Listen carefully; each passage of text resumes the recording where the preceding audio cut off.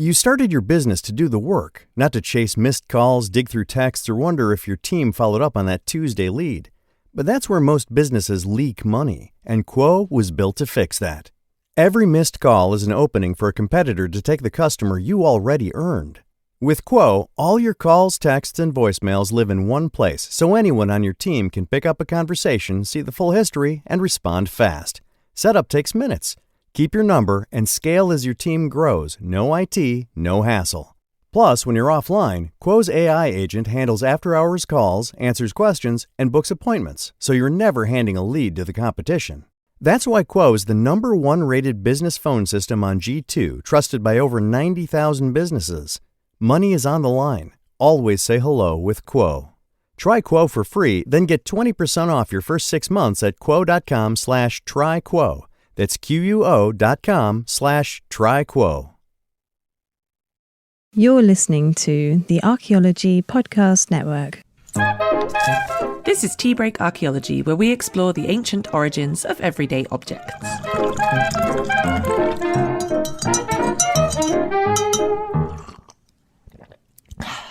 Hello and welcome to episode 55 of Tea-break Archaeology. I'm Matilda Ziebrecht. And I'm Jessica Van Dam. And today I'm savouring a fruity chamomile tea, which is really nice. It smells like a meadow. It smells like a summer meadow, which is just really lovely. And how about you, Jess? What are you drinking? I was out running errands, and so I have a green tea lemonade. Iced green tea lemonade. Yeah, it tastes like summer to me because that's what I drink all summer if I'm out and about running errands and have to get something to drink. So there you go. So we both have summery drinks today. Yeah. I'm intrigued by the fruity chamomile. It was one of those ones. I don't even remember where I got this one. I think I got it as a present or something. And it just smells, you know, when you like lie in a freshly made pile of hay. I don't know if that's like a thing that people do. But, yes. I live in the country, so yes, I am familiar with that. You know, that smell. And it but one with like lots of wildflowers in it and stuff. It just smells really like, I don't know. It's very nice. It's very refreshing, but also very soothing. Pastoral. Yeah. Maybe. Yeah, exactly. Rural. Very rural. Rural. And those of you listening might be like, huh? What's with this new intro? Why did they say, I'm Matilda Ziebrecht and I'm Jessica Van Dam? And that is because Jess is going to be joining me on Tea-break Archaeology as my co-host. Woohoo! Yay! Which I'm very excited about. We've been chatting about it for a while because those of you who've been listening to the podcast for a while will recognize Jess from a couple of different episodes now, on this one and on Am My Trowel, which I co-host with Ash Airy. So yes, after a while we decided, you know what, let's just collaborate fully and you can come on full time because it's nice. It's also just nice to have someone to chat to. Exactly. I was going to say, it's nice that you don't have to talk into the void. Exactly. You can now talk to me. Yay. So we have, I mean, obviously you've been on fairly recently as well, actually, as a guest talking about knitting. So hopefully if people have listened to that episode, they'll know a little bit about who you are already, but maybe we can sort of discuss it in terms of the podcast, because I guess I should also introduce myself a little bit again to people, because it's been a while now since my last kind of little introductory episode. So I am an archaeologist and my specialism is more kind of prehistory, so pre-written word, northern cultures, which sounds very vague, but it's varied a lot in my sort of cultural specialism. So I've done like Viking, Scandinavia, I've done North American Arctic, Canadian Arctic, I've done Northern Scotland, I've done Northern Netherlands, I've done all sorts of northern cultures. And then I specialize in material culture. So that's also why this podcast is so focused on things and objects and crafts and stuff like that. Because, and then we thought it would be really interesting because Jess is, well, you could tell them a bit about your approach, I guess, to old materials. Yeah. So now I am an art conservator. I work on objects primarily, so anything three-dimensional. Usually when people hear art conservators, they're like, oh, you work on paintings. Yeah. And while that is the most lucrative, and I probably should have done that, I didn't find it as interesting.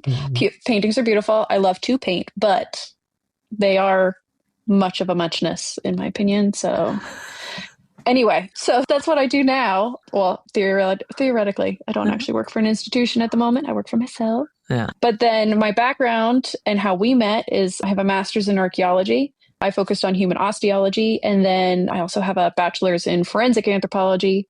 So more dead people.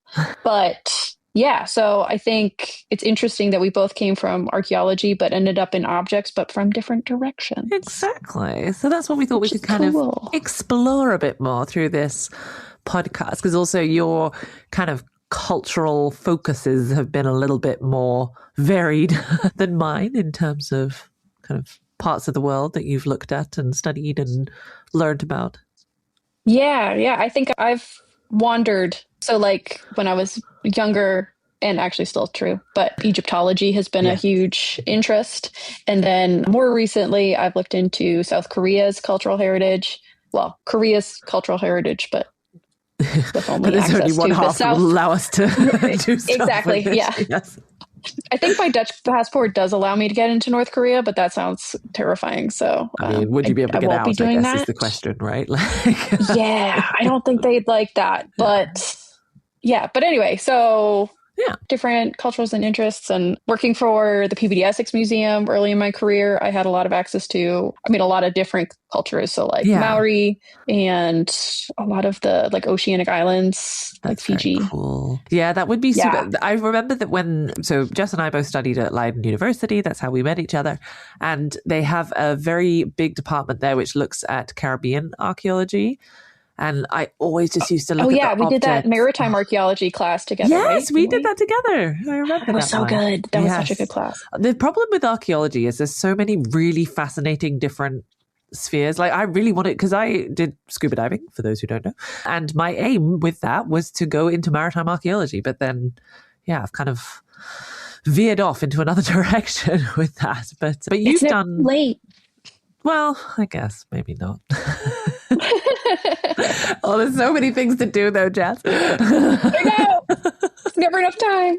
But did you work on, am I right in thinking you worked on some kind of boat? Or was that like a little decorative boat?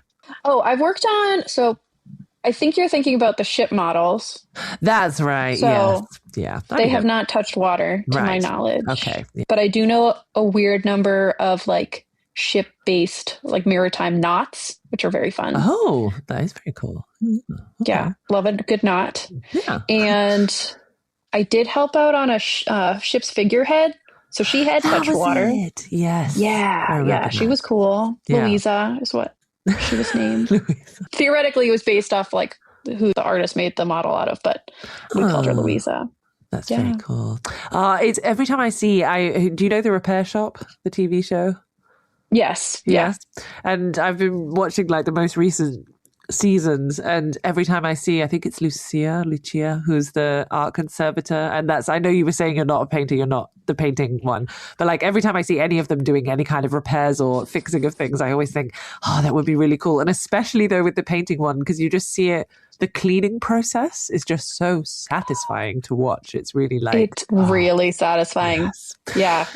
So that is the one exception to painting conservation, is that it is really just lovely to watch them take off that like top layer of varnish, that and stained just like varnish. Yeah. Oh, it just looks good. Yeah, that's yummy. There's been a few objects that I've had that have that similar like that scratches my brain kind of feeling. Mm-hmm. So yes.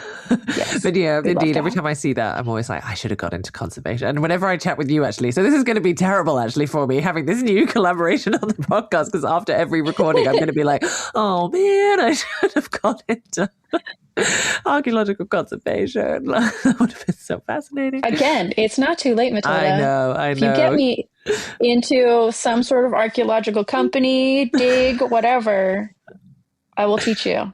Sounds good. We'll be fine. We'll have a grand time. Yeah, that sounds like a plan. But so this podcast is still gonna focus on archaeological objects, on ancient crafts, on all of that kind of stuff. But we're gonna have another perspective on it in the form of Jess and her experience. So looking forward to that. But for this particular episode, we thought we'd sort of get to know each other a little bit again in terms of podcasts as podcast hosts by talking about our favorite crafts and our favorite objects. So maybe we can start with our favorite craft. And seeing as I just had you on about knitting for 2 episodes, I feel like I can maybe know what yours is, but maybe you'll surprise me. I mean, yeah, no, it's knitting. I mean, there's no contest. I mean, I like other handcrafts, sewing, embroidery, but knitting is what I always turn to. So yeah, it's pretty easy. What is your favorite craft? Well, see, it's difficult because, so actually today, so Jess is based in the US, I'm based in Western Europe. So I'm ahead of time. It's my evening at the moment. And I've just spent the whole day blacksmithing, which has been a lot of fun because I volunteer for a local museum here in my town and we have a historical blacksmith. And at some point they were talking about like, oh, we really need someone else who can come and do blacksmithing. And I was like, well, I'll do it. Like, I'm happy to try that out. And it is so much fun because, yeah, I mean, you're playing with fire and hammering things and it's just, yeah, it's really satisfying. It doesn't really matter if you're not very good because you can make something kind of cool, even if it's just a bit of twisty metal. So yeah, so that is really fun. However, you know, we were talking about it in the one where you came on that I've recently gotten into crocheting and I really like crochet just because you can just take it everywhere with you, which is quite nice. Whereas you can't do that with blacksmithing. Yeah, so in the same vein, so I work for Harrisville Designs, which is a local to me yarn, fiber, and weaving center. Cool. And mill. They're very cool. They make looms, they make the fiber, like they spin the yarn. It's all very cool. And so when I came on, they were like, oh, do you weave? And I was like, no. And they were like, you don't weave yet. And I was like, okay, got it. And so one of my coworkers was like, oh, well, you could just weave while you're here, like while you're working. And I was like, wait, that's allowed? Okay, great. So they sent me with a little project and the like loom was already warped. And so then I was like just sitting and weaving and I was like, oh, this is really lovely. I really like this. And I was like, oh, wait, it's stationary. Like I have to be in this spot. Yeah. Unless I like buy a loom and somehow fit it into my house, which like ain't gonna happen. But it's nice to have those like go and do them crafts and then also the like mobile crafts that you can do on the train or, you know, wherever. Yeah. So exactly. It's nice to have both. Because I used to do a lot of like, well, I still do. I really enjoy like sewing and leatherworking and that kind of thing. But that's also similar in that you technically you can take it with you, but it's just a bit more like you have to take, for example, with sewing, you have to take like all the pre-cut, you know, the bits that you want to sew together, you have to take them all with you and everything. Whereas with the crocheting, what's nice is I can just do like a little project and just have like a little ball of wool and my needle and just kind of make something. And maybe it'll turn up being as big as the bit of material that I would have sewn, but I don't know, it just feels a bit more portable to me. Yeah. I mean, even if I'm knitting a whole sweater, I'm like, oh, I'll take that with me. That's fine. Who cares? But like, you know, yeah, I don't know. Yeah. It's like, it's too many pieces, too many moving bits in sewing. Whereas, and you constantly have to check that it's good and check that it, whereas, I mean, I know that technically you have to do that with crocheting and with knitting and stuff as well, but I feel like it's a bit more visible, like it's you're building it up rather than piecing it together. So yes, I agree. A bit easier to do. And like I used to really like woodworking, and I know you do woodworking as well, don't you? A little bit. Yeah, I have. Yeah, I've come from a line of carpenters. So I was about to say, didn't your dad do it? Yeah. So it's sort of... my grandfather was a professional one. So. Oh, cool! Very nice, very nice. Yeah, but like it's sort of again that you know you can technically take like a bit of wood and like whittle it. My husband does that sometimes, but again you have to take it with you. I have one of the little carved tooth. Yes. Oh yeah. So part of my dissertation was looking at teeth as a age at death estimation technique, and so Matilda's husband very kindly crafted me a carved wooden tooth, and it sits on my bookshelf. I'd completely forgotten that he made you that. Oh, I didn't. It's amazing. It's so good. Well, wasn't it because you were talking about it with him at some point, how basically the very like oversimplified elevator pitch for your thesis was teeth grow with tree rings almost? Oh, yes. Yeah. So, and then he was like, this has given me an inspiration. I know what to do with trees. Well, and I mean, so knitting and even crochet, we already kind of talked about in the last episode that you came on, and we talked about like the history of it and how it grew and all that kind of stuff. But do you feel like because you were knitting since before you studied like archaeology and anthropology, right? Mm-hmm. Yeah, I was 6. So then would you say that your kind of the things that you learned or like your experience that you had with archaeology changed your perspective on the craft, like on knitting? I think our podcast episode did. I don't know that it really made the connection while studying archaeology that like about the history of knitting. Like it's never really thought about it. But now I've been thinking about it and thinking, oh, do I need a PhD in that? That sounds fun. You and your gathering of degrees. It's so fun. Give me an activity. No, but I think more like generally, and not just like knitting, but in conservation specifically, I've looked a lot more at how things are created in relation to how I can fix them. And so that has been, I think, really important. Whereas like archaeology, I mean, unless you get into the material culture, which you have, but I didn't in uni. So then the how they made these things doesn't necessarily come up. It's just like they had them. Them. Okay, that's fair enough. Yeah.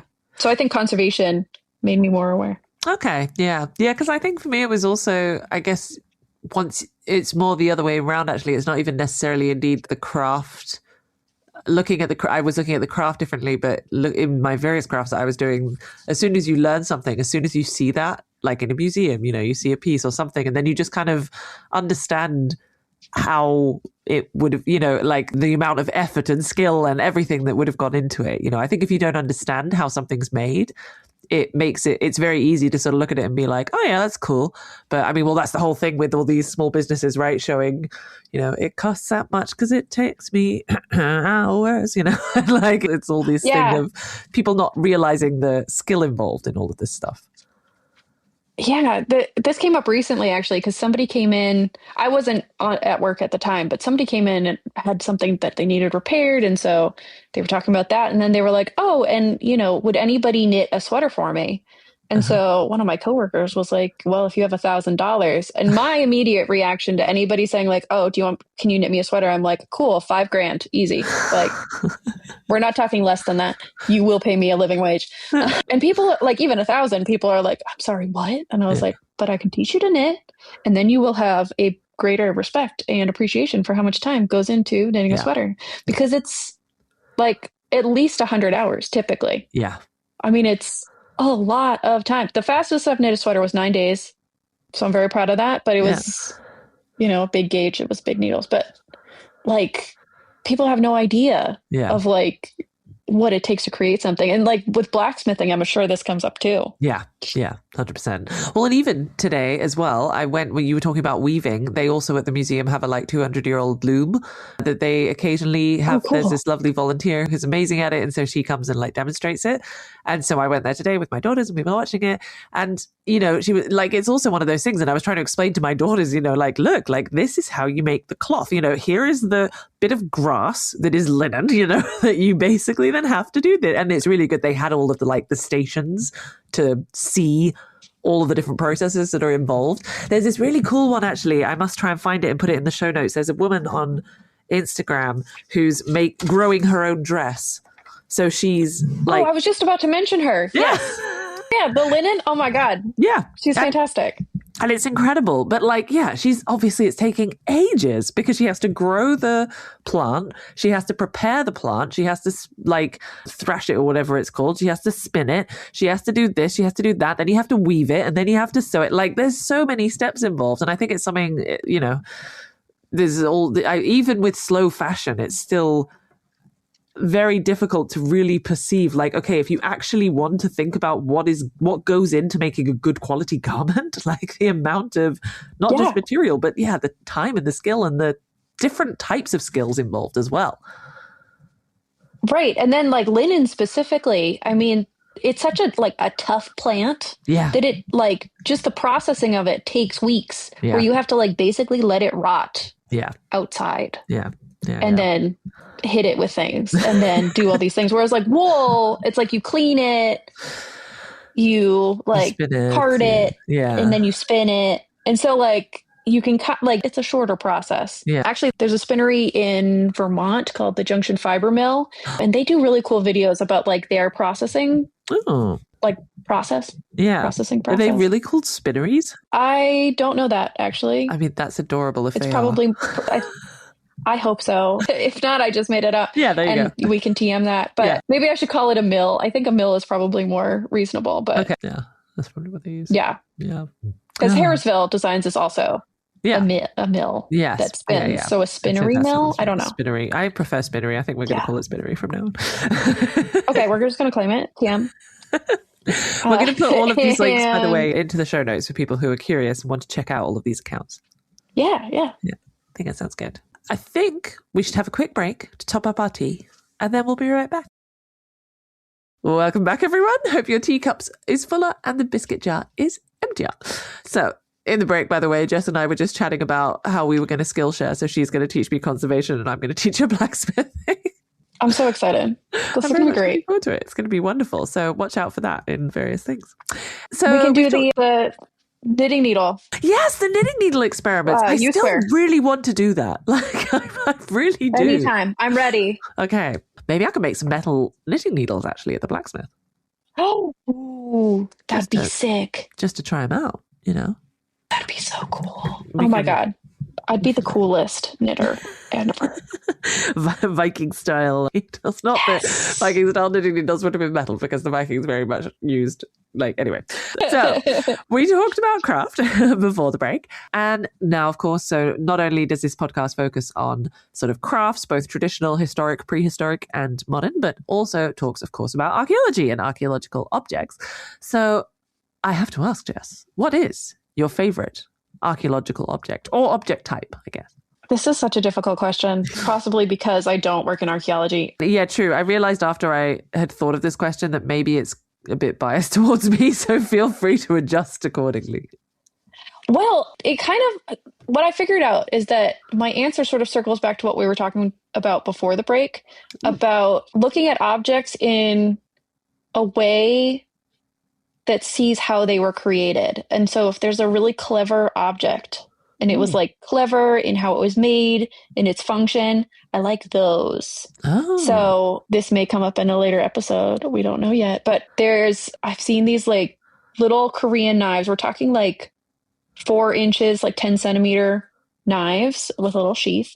And then they have a little pair of chopsticks that it has a slot and they just tuck in. And so it's a whole little lunch set.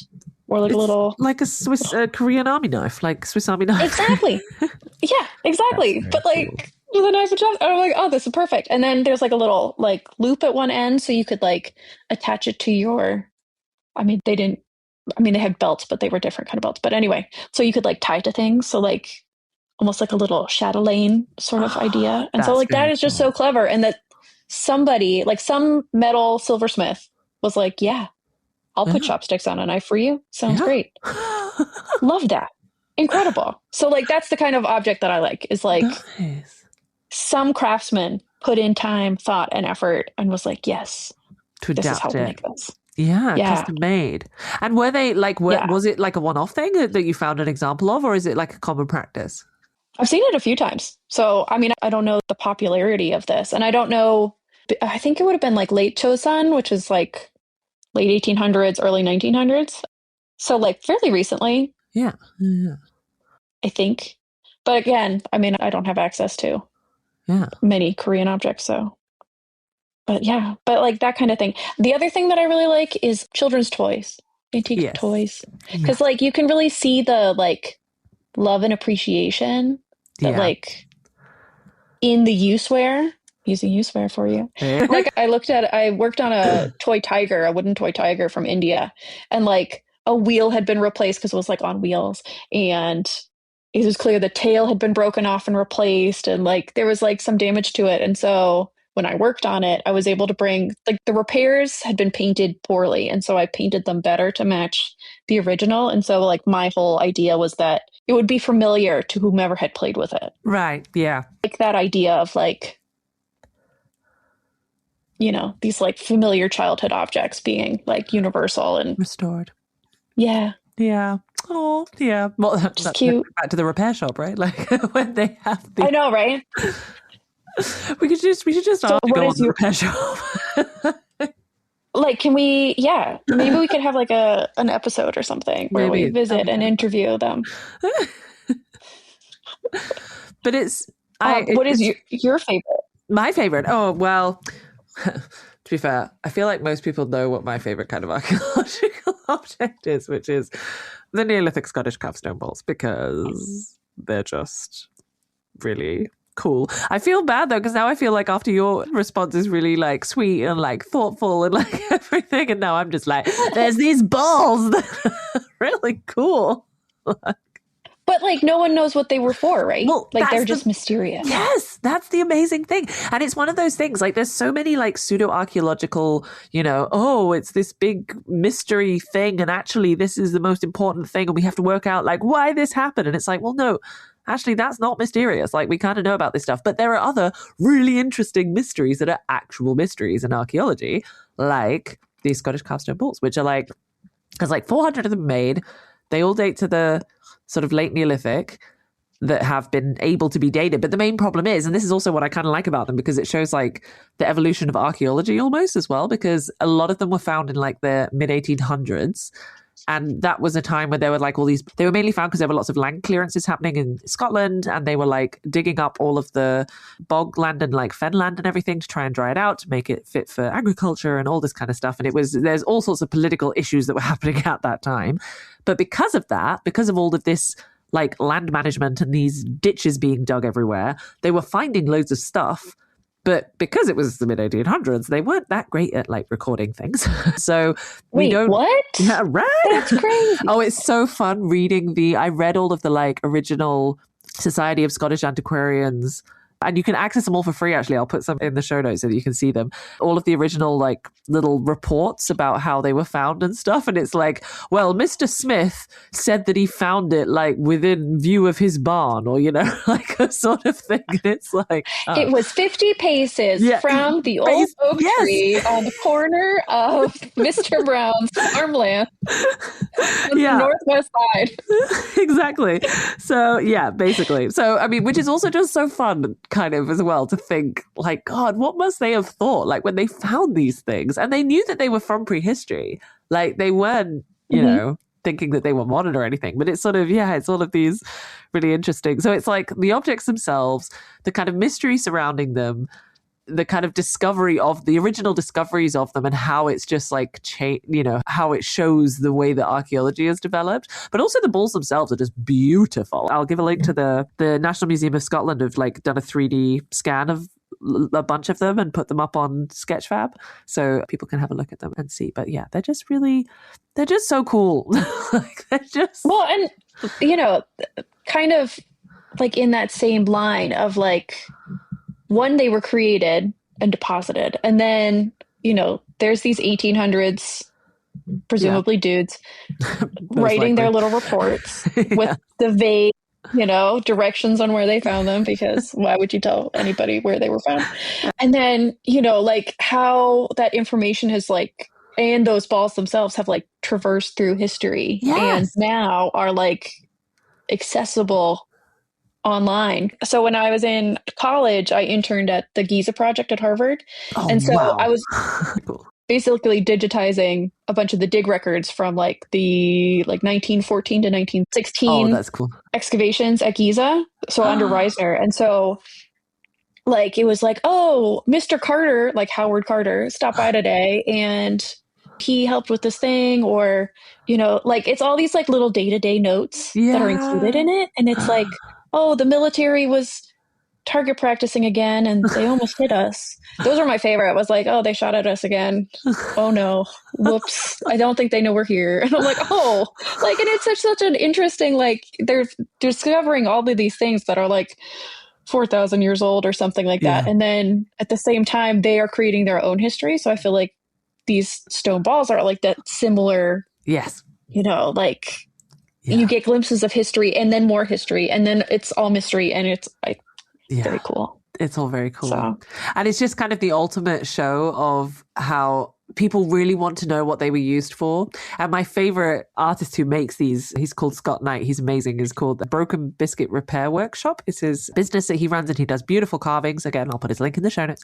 And I've chatted to him a lot about these because he makes replicas of them. He carves them out of stone, and he does it with like modern tools, but also he does using traditional tools. And it's very cool to see how he does it.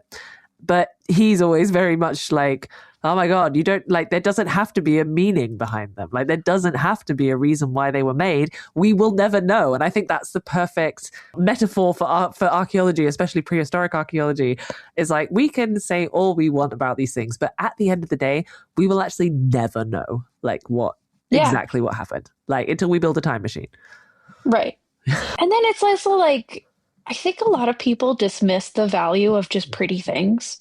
Yes. And like the ability to just make beautiful stuff. Yeah. And so not everything is just because it has a purpose. It could just be pretty. Yeah, exactly. And like some carver was like, this is cool. Look what I can do. Yeah, which is one of my favorite theories, actually. I was on a judging panel for a competition where they were coming up. It was just like a fun sort of competition that they did to try and come up with a thing for what they were used for. And some of the like suggestions were just really fun. Like, basically fidget toys or like, sort of a fun. My favorite one is that they're like a CV for like a portfolio almost. It's like, this is like the, like you take it with you and you're like, look, this is the kind of carving I can do. Like, and it's so that's why they're all kind of roughly the smooth edges. Yeah, exactly. Right. They have all beautiful like designs and stuff, but then some of them have like multiple knobs and some of them just have a couple of knobs and like it's sort of showing your variation, your style.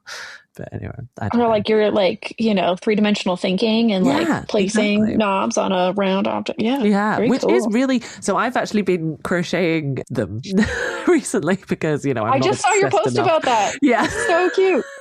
And they're really fun to do, but it's also really difficult because of course the carved stone versions are being carved out of, like they're made into a ball and then carved from that ball. Whereas for crochet, you have to build it up from a ball to like a ball with knob. And so it took me a long time to get the dimensions correct, like for how to attach the knobs like to the balls. But, it's going in a different direction. Yeah, exactly. So, but but no.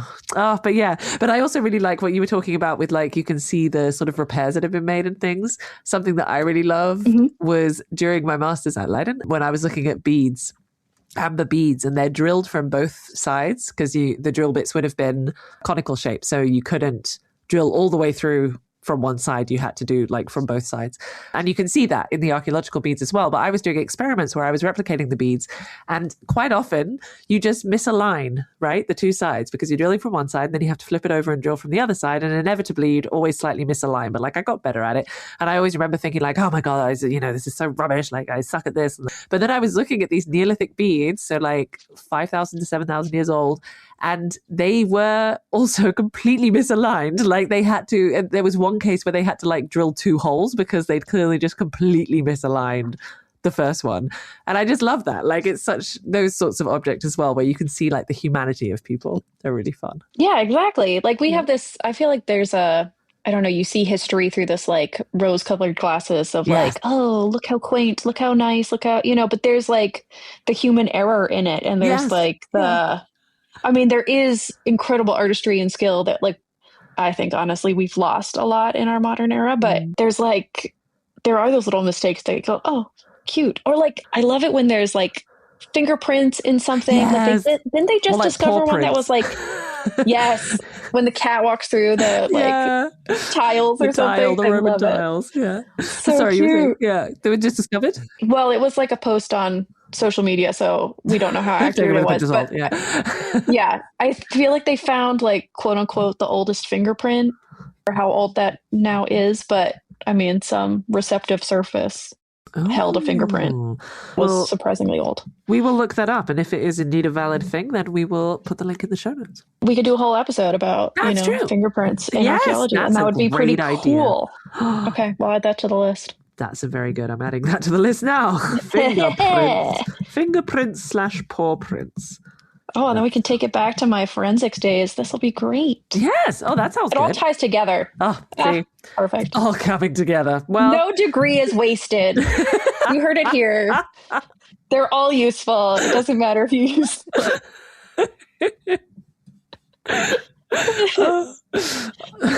On which note, I think it's about time to wrap up. We are probably running out of time on this particular tea break, but this was a fun first discussion, and I'm really looking forward to future episodes to come. Yeah, and if you guys have any ideas about future topics that we should talk about, if you have any questions, for either of us, reach out, say hi. Yes. We like it. Please do. Please do. It's always, I mean, it's been so nice having Jess on because indeed, as you said at the beginning of the episode, like sometimes you feel like you're just speaking into the void as a sort of single podcaster.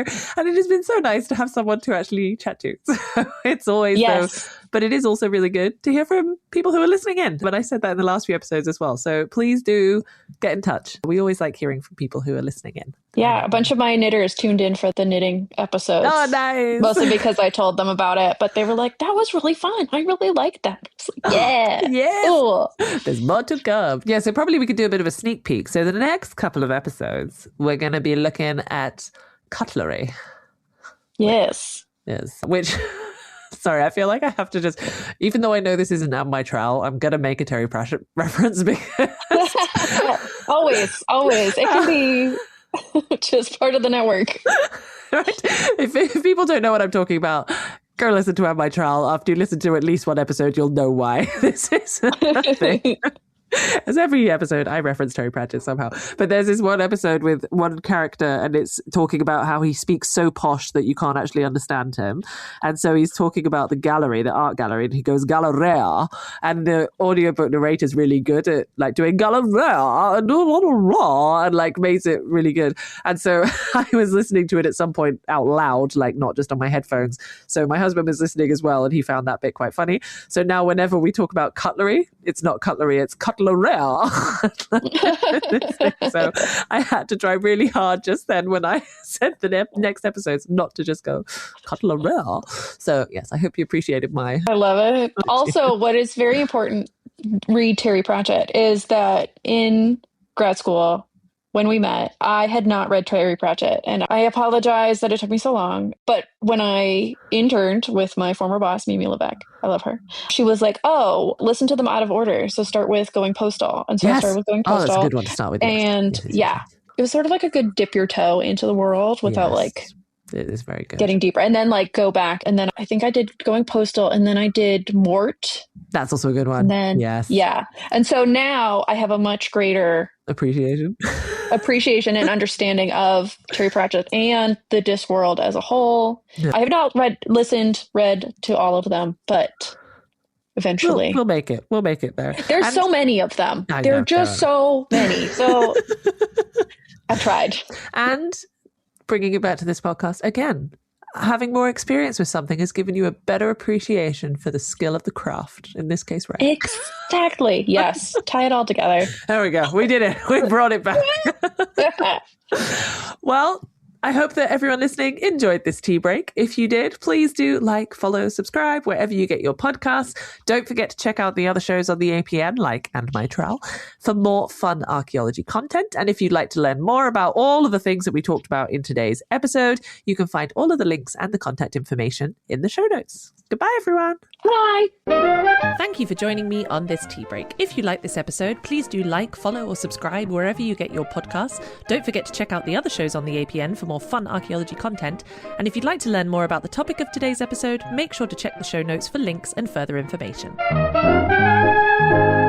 Thanks for listening to this podcast. The Archaeology Podcast Network's chief editor is Rachel Roden. Our executive producer is Ashley Airy. Our social media and newsletter coordinator is Matilda Siebrecht. The APN was founded by Chris Webster and Tristan Boyle on December 1st, 2014. We're supported by our amazing podcast hosts, many volunteers, and listeners like you. Check out membership at www.archpodnet.com/members. This has been a presentation of the Archaeology Podcast Network. Visit us on the web for show notes and other podcasts at www.archpodnet.com. Contact us at chris@archaeologypodcastnetwork.com.